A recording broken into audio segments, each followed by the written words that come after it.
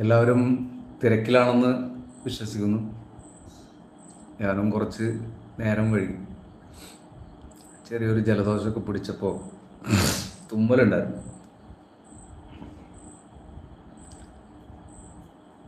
ഇന്നലെ നമ്മൾ മുഹറം 10 ആ ഒരു വിശേഷങ്ങളുമായി മുന്നോട്ട് നീങ്ങി.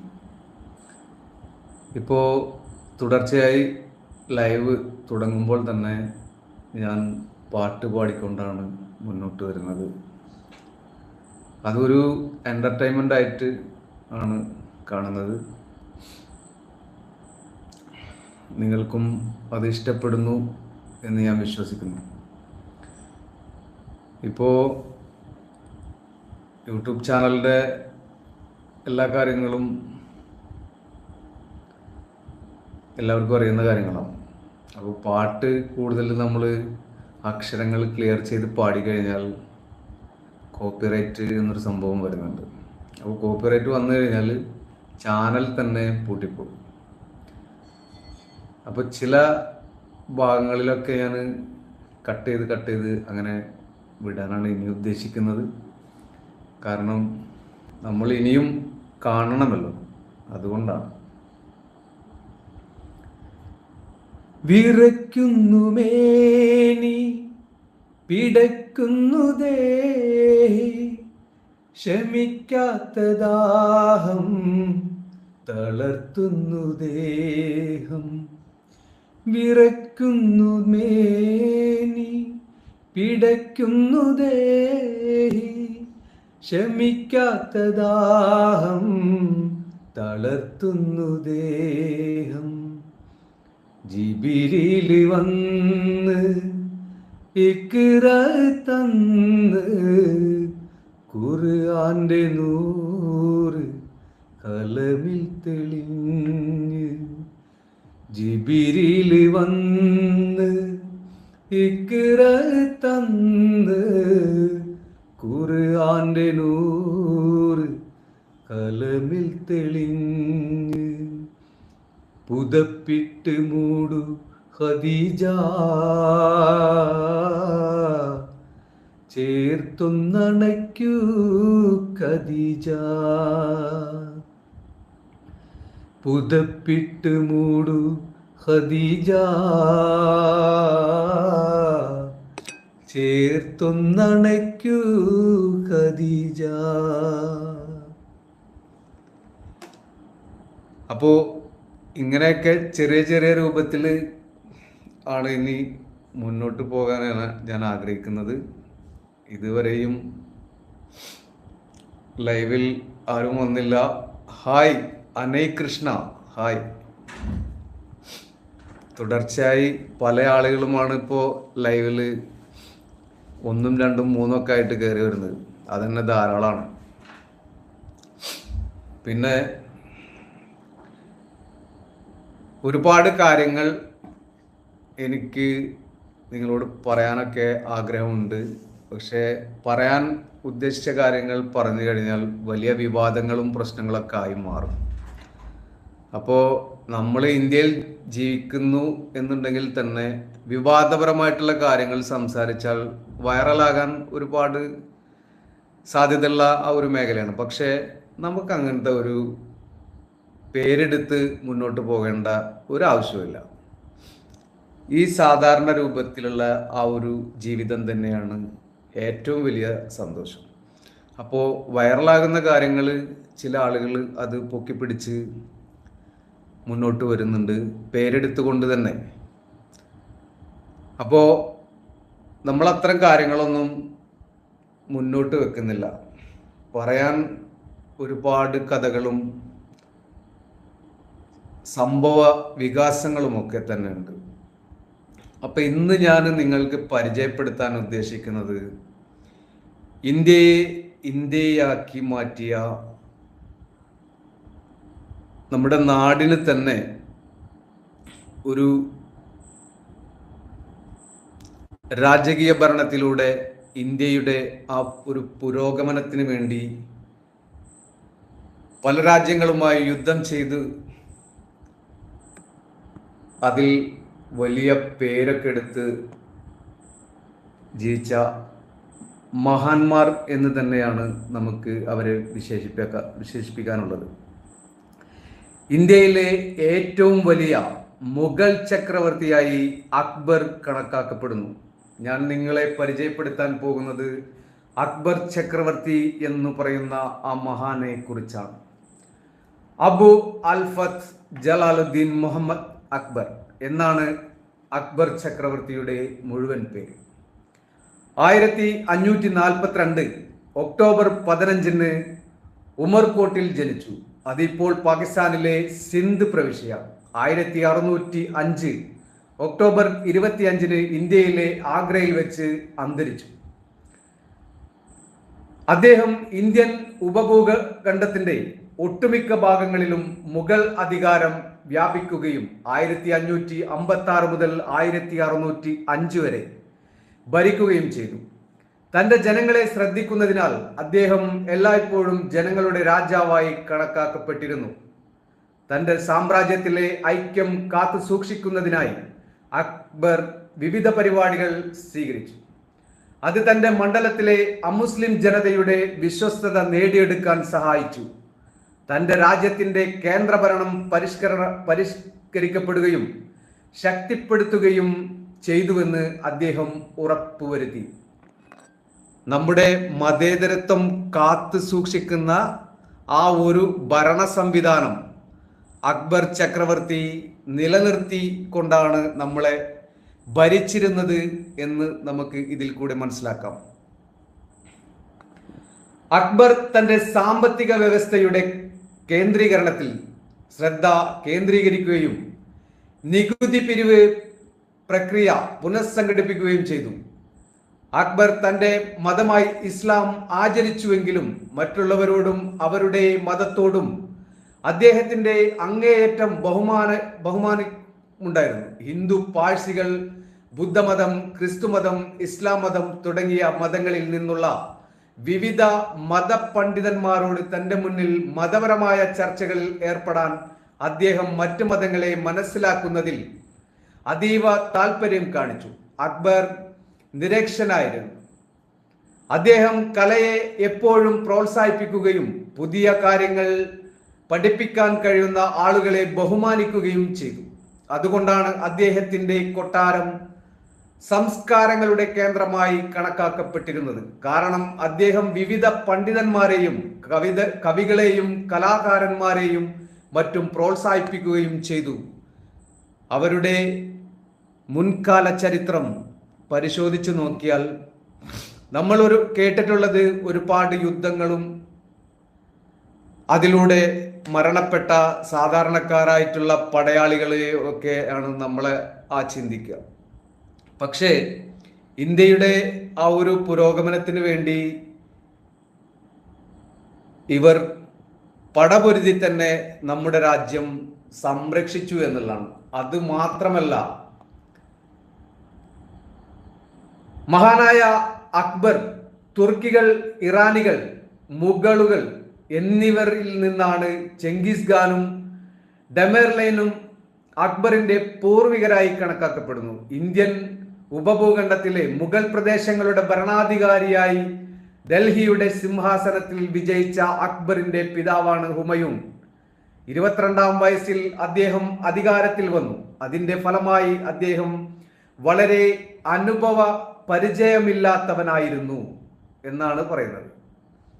1530 ഡിസംബറിൽ ഹുമയൂൺ തന്റെ പിതാവിന്റെ പിൻഗാമിയായി ഇന്ത്യൻ ഉപഭൂഖണ്ഡത്തിന്റെ മുഗൾ പ്രദേശങ്ങളുടെ ഭരണാധികാരിയായി ഡൽഹി സിംഹാസനത്തിൽ എത്തി. 22-ാം വയസ്സിൽ അധികാരത്തിൽ വരുമ്പോൾ ഹുമയൂൺ ഒരു അനുഭവ പരിചയമില്ലാത്ത ഭരണാധികാരിയായിരുന്നു.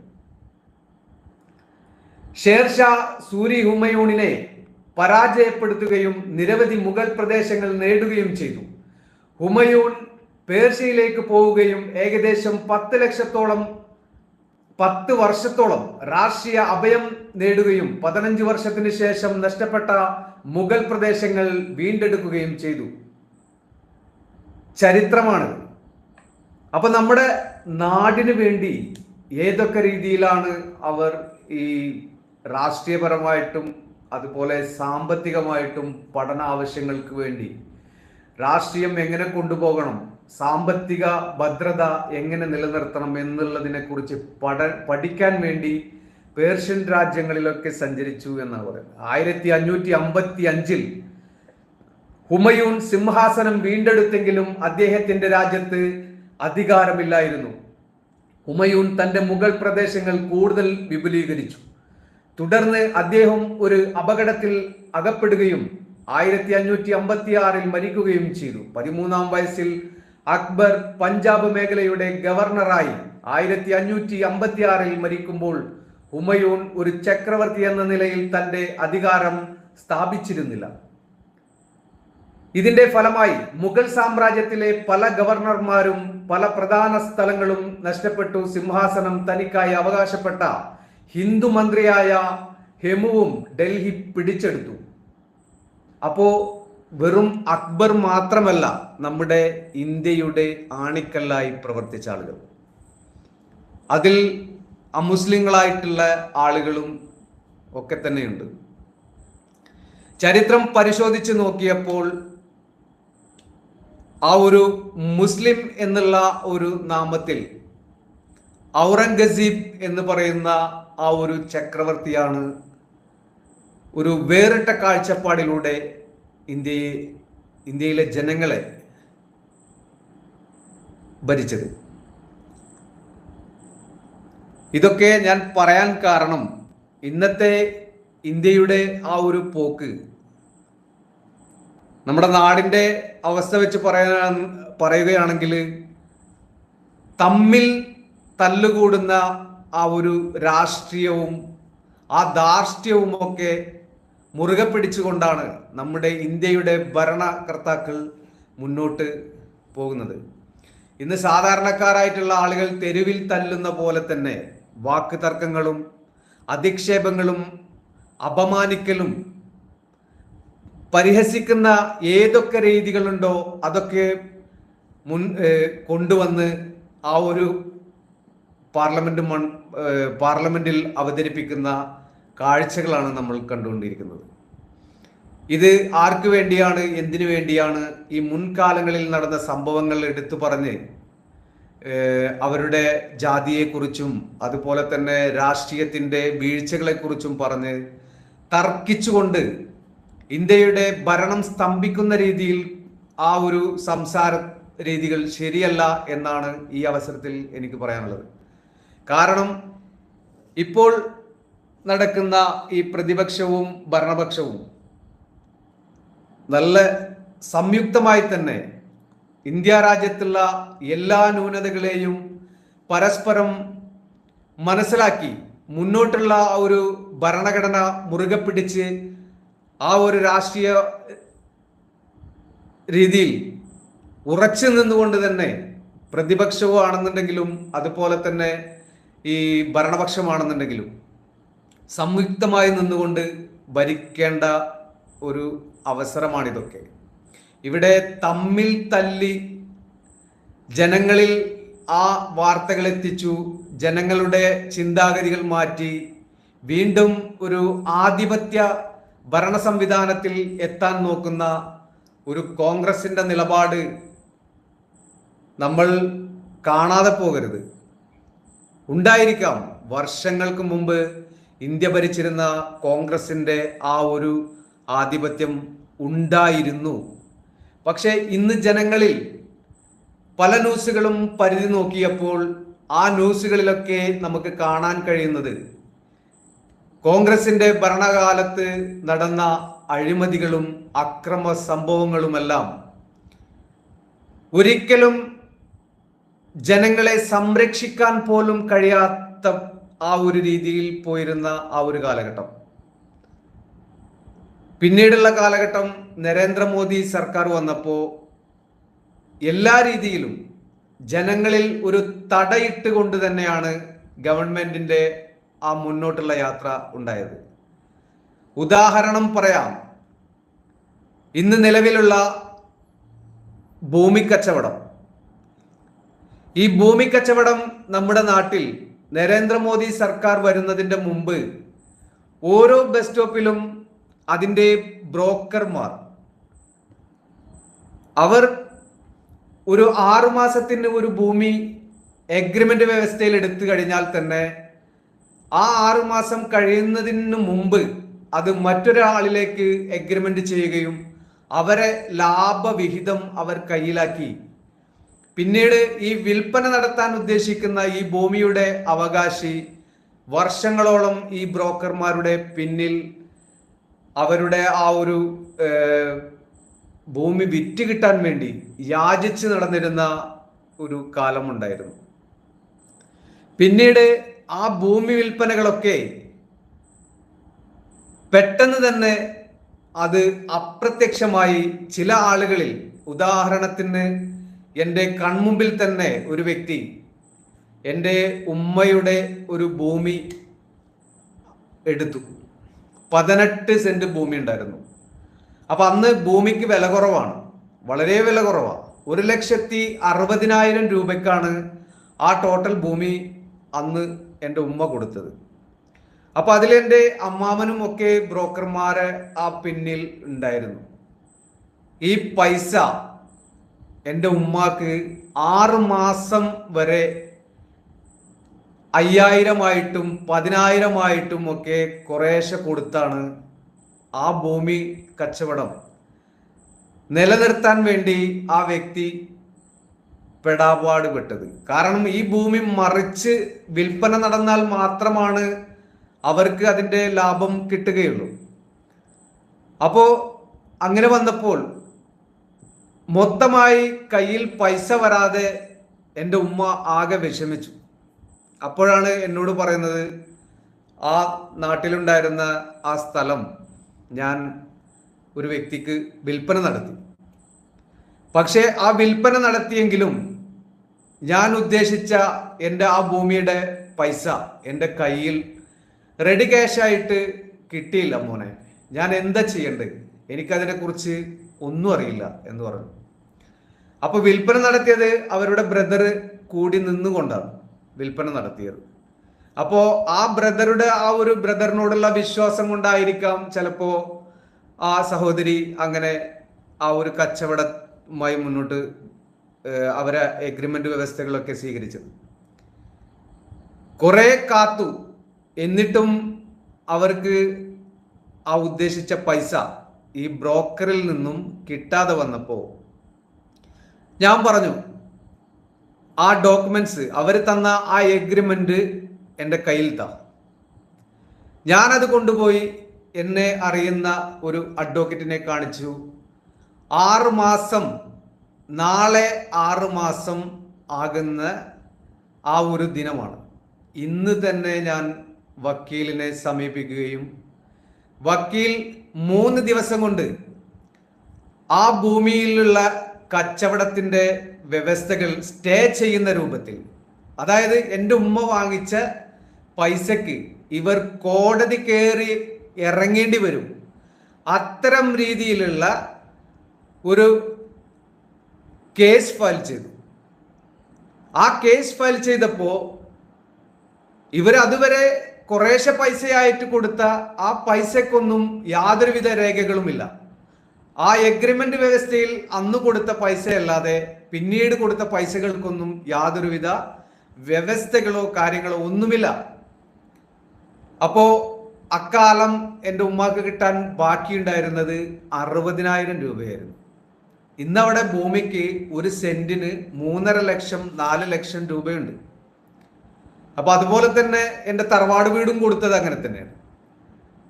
ഇന്ന് 1,25 ലക്ഷം രൂപ കൊടുത്താൽ പോലും കിട്ടാത്ത ആ പ്രോപ്പർട്ടി അന്ന് കൊടുത്തത് വെറും 4.5 ലക്ഷം രൂപക്കാണ്. അപ്പോൾ ആ ഭൂമിയുടെ ആ ഒരു മൂല്യം ഹൈവേയോട് ചേർന്ന് ഒരു 100 മീറ്റർ ഉള്ളിലേക്ക് വന്നാൽ കിട്ടുന്ന കരളായ സ്ഥലമാണ്. അപ്പോൾ ആ കരളായ സ്ഥലത്തിന് ഇന്ന് അവിടെ നിലനിൽക്കുന്നത് 4 ലക്ഷം രൂപയുടെ മുകളിലുണ്ട്.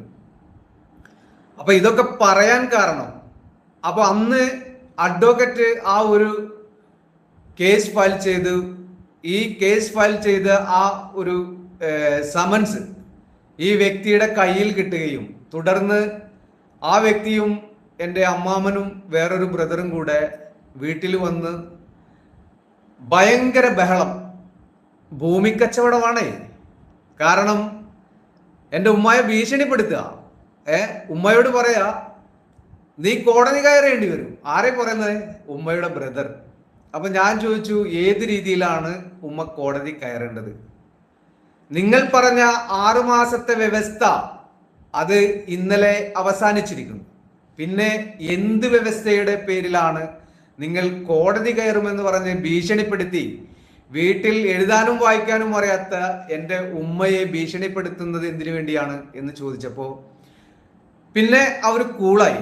ഞാൻ നിയമപരമായിട്ട് തന്നെ കാര്യങ്ങൾ സംസാരിച്ചു. കാരണം എഗ്രിമെന്റ് വ്യവസ്ഥ എന്ന് പറയുന്നത് ഭൂമി കച്ചവടത്തിൽ 6 മാസവും അതുപോലെ 3 മാസം ഇങ്ങനെയുള്ള കാലാവധിയിലാണ് ഭൂമി കൈമാറ്റങ്ങൾ ചെയ്യുന്നത്. അപ്പോൾ ഇവർക്ക് പിന്നീട് ഈ 6 മാസം കഴിഞ്ഞാൽ സംസാരിക്കാൻ പോലും യാതൊരുവിധ അവകാശവുമില്ല. അതിന്റെ ഇരട്ടിപ്പണം ഇവർക്ക് തിരിച്ചു കൊടുക്കുക. അതല്ലെങ്കിൽ ഈ വ്യക്തികളുടെ ഭൂമിയുടെ അവകാശിയുടെ കയ്യിൽ കിട്ടിയ പൈസ അത് അവിടെ വെച്ച് അവസാനിക്കുകയാണ്. ഇതാണ് ഈ അഗ്രിമെന്റിലുള്ള വ്യവസ്ഥ. ഇങ്ങനെ ഒരുപാട് സാധാരണക്കാരെ വിഴുങ്ങിക്കൊണ്ടിരുന്ന ആ ഒരു ബ്രോക്കർ സംവിധാനം, ഭൂമി ഇവർ എന്താ പറയാ, ചങ്ങലയ്ക്ക് ബന്ധിച്ച് ഇട്ട പോലെയായിരുന്നു ബ്രോക്കർമാർ അവിടെ വിളയാടിയിരുന്നത്. എല്ലാ സ്ഥലത്തും ഉണ്ടായിരിക്കും. നമുക്ക് നമ്മുടെ നാടിനെ കുറിച്ചല്ലേ നമുക്കറിയുള്ളൂ. അപ്പോൾ എല്ലാ ഭാഗത്തും അങ്ങനെ ഒരു പ്രശ്നങ്ങളും രജിസ്റ്റർ ഓഫീസുമായി ബന്ധപ്പെട്ട് ഗവൺമെന്റിന്റെ ഏറ്റവും വലിയ ആ ഒരു സംവിധാനം എന്ന് പറയുന്നത് ആദ്യം തന്നെ അവര് ഭൂമി ഇടപാടുമായിട്ടുള്ള കാര്യങ്ങളെ കുറിച്ച് സെർച്ച് ചെയ്യും. കാരണം അനധികൃതമായി ആരെങ്കിലും ഭൂമി കൈവശപ്പെടുത്തിയിട്ടുണ്ടോ അല്ലെങ്കിൽ അനധികൃതമായി ആരെങ്കിലും ഭൂമി വാങ്ങിച്ചിട്ടുണ്ടോ എന്നുള്ളതിനെ അവർ കൃത്യമായി തന്നെ രജിസ്റ്റർ ഓഫീസ് മുഖാന്തരം അതിനെ സെർച്ച് ചെയ്യും. അപ്പൊ അങ്ങനെ വന്നപ്പോ നമ്മുടെയൊക്കെ നാടുകളിൽ, സാധാരണക്കാരായിട്ടുള്ള ആ നാടുകളിൽ, ഇപ്പൊ കേരളത്തിനെ കുറിച്ച് തന്നെ നമുക്ക് പറയാൻ കഴിയുന്നത്. കാരണം എല്ലാ രജിസ്റ്റർ ഓഫീസുകളിലും തിക്കും തിരക്കുമായിരുന്നു. കാരണം ഭൂമി എടുക്കുക, വിൽക്കുക, ആ വിറ്റ് കഴിഞ്ഞാൽ 1 വർഷത്തിനുള്ളിൽ ഒരു ഭൂമി കൈമാറ്റം ചെയ്യുന്നത് 4-5 പേർക്കാണ്. ഇങ്ങനെയുള്ള എഗ്രിമെന്റ് വ്യവസ്ഥകളും കാര്യങ്ങളും പ്രശ്നങ്ങളും വന്നപ്പോ കള്ളത്തരത്തിൽ കൂടി ഗവൺമെന്റിനെ പറ്റിക്കുന്ന രീതിയിൽ മുദ്ര പേപ്പർ ഇവർ ഭൂമിയുടെ വില കുറച്ച് കാണിച്ച് മുദ്ര പേപ്പർ വാങ്ങിക്കുകയും ഭൂമി രജിസ്റ്റർ ചെയ്യുകയും ഒക്കെ ഉണ്ടായി. ഇപ്പോ ആ വ്യക്തികളൊക്കെ വളരെ സന്തോഷത്തിലായിരിക്കും ജീവിച്ച് മുന്നോട്ട് പോകുന്നത്. തീർച്ചയായും ആ ഭൂമിയുടെയൊക്കെ ഒരു പിഴ നിങ്ങളുടെ അരികിൽ വരും. ഗവൺമെന്റ് അത്രയും അഗ്രഗണ്യന്മാരായിട്ടുള്ള ആ രാഷ്ട്രീയ മേഖലയിലാണ് ഇന്ന് പ്രവർത്തിച്ചു കൊണ്ടിരുന്നത്. നരേന്ദ്രമോദി സർക്കാർ എന്ന് പറയുന്നത് ഭൂമിക്ക് വട്ടക്കണ്ണിടുക എന്ന് പറയും. വട്ടക്കണ്ണിടുക എന്ന് പറഞ്ഞു കഴിഞ്ഞാൽ ആ ഭൂമിയെ വലയം വെച്ച് കയ്യിലൊതുക്കുന്ന ആ ഒരു സംഭവം. അപ്പൊ ഭൂമിക്ക് വട്ടക്കണ്ണിടുക, സാധാരണക്കാരിൽ നിന്നും പറ്റിച്ചെടുത്ത ഭൂമിയും അതുപോലെ തന്നെ കൃത്രിമമായിട്ട് ഭൂമി അപഹരിച്ച ആളുകളെയുമാണ് നോട്ടപ്പുള്ളികളാക്കി വെച്ചിട്ടുള്ളത്. പിന്നീട് ഒരു ആ ഭൂമി വിൽക്കണമെന്നുണ്ടെങ്കിൽ കൃത്യമായി അറോവർ ചെയ്യണം. അതല്ലെങ്കിൽ കുടിക്കിടം എന്ന് പറയുന്ന സംഭവത്തിലൂടെ ഭൂമിയുടെ എല്ലാ സത്യസന്ധമായിട്ടുള്ള രേഖകളും കൃത്യമായി തന്നെ അതത് വില്ലേജുകളിൽ അതുപോലെ രജിസ്റ്റർ ഓഫീസ് മുഖാന്തരം കൃത്യമായി അതിന് രേഖ തയ്യാറാക്കി കൊടുത്തിട്ടില്ലെങ്കിൽ ഈ രജിസ്റ്റർ ചെയ്യുന്ന ഓഫീസർക്കും അതുപോലെ തന്നെ വില്ലേജ് ഓഫീസർക്കും പിടിവീഴും. ഇപ്പോൾ കഴിഞ്ഞിടയിൽ കൈക്കൂലിക്കാരായിട്ടുള്ള ഓഫീസർമാരെ പല ഇടങ്ങളിൽ നിന്നും പോക്കുകയുണ്ടായി. കാരണം എന്താ? അവിടെയുള്ള ജന്മിമാർ, ആ ജന്മിമാർ മുഖാന്തരമാണ് ഇത്തരം കള്ളത്തരങ്ങളും അതിന് കൂട്ടുനിന്നുകൊണ്ട് ഓഫീസർമാരും പണം ഉണ്ടാക്കുന്നത്. അപ്പൊ അവർക്ക് മറ്റൊരു ലക്ഷ്യമില്ല. കാരണം ഗവൺമെന്റിന്റെ കയ്യിൽ നിന്ന്